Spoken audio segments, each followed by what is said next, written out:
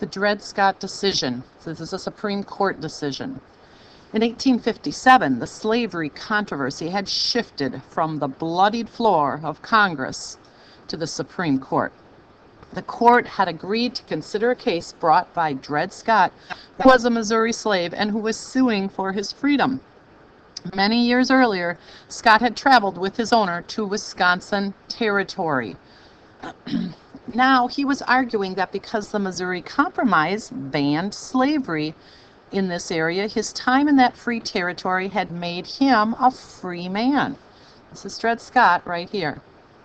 There were 9 Supreme Court justices on the Supreme Court in 1857, 5 from the South, 4 from the North. The key questions they had to decide were these: was Dred Scott a black man and a slave, a citizen of the United States with the right to bring a case in a federal court?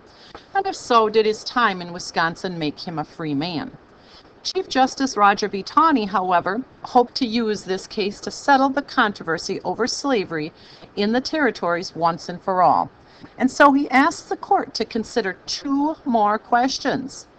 Did Congress have the power under the Constitution to make any laws concerning slavery in the territories? And if it did, was the Missouri Compromise a constitutional use of that power?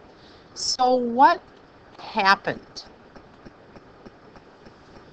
On March 6, 1857, Chief Justice Roger B. Taney delivered the decision of the Supreme Court in the Dred Scott case. The Chief Justice was nearing his 80th year.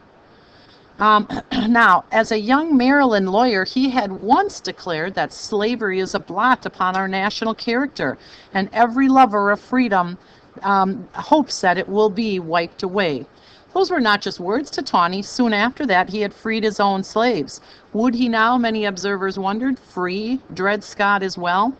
The Chief Justice began by reviewing the facts of the Dred Scott case. Then he dropped the first of 2 judicial bombshells. Scott, Taney ruled, could not sue for his freedom in a federal court because he was not a citizen, nor could he ever become a citizen. No African American, whether slave or free, could become an American citizen. Next, Taney dropped bombshell number 2. He rejected Scott's argument that his stay in a territory where slavery was banned by the Missouri Compromise had made him a free man.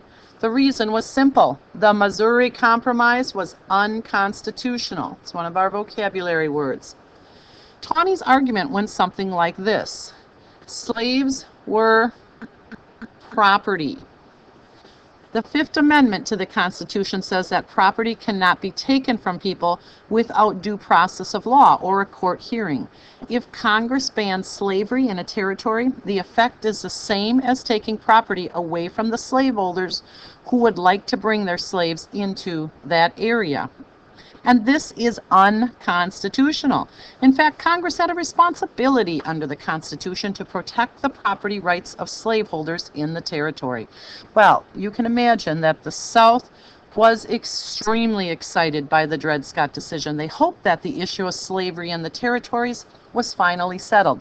The North, on the other hand, was extremely upset. This lowered their opinion of the Supreme Court. They claimed that the Supreme Court was in a conspiracy with Southern slave power leaders. And so this court case created quite a controversy in the country. Now, as a side note, Dred Scott decision here, there is actually a small memorial you can see here at historic Fort Snelling, which is in St. Paul, because he had traveled to Fort Snelling. Thus ends our information about the Dred Scott case.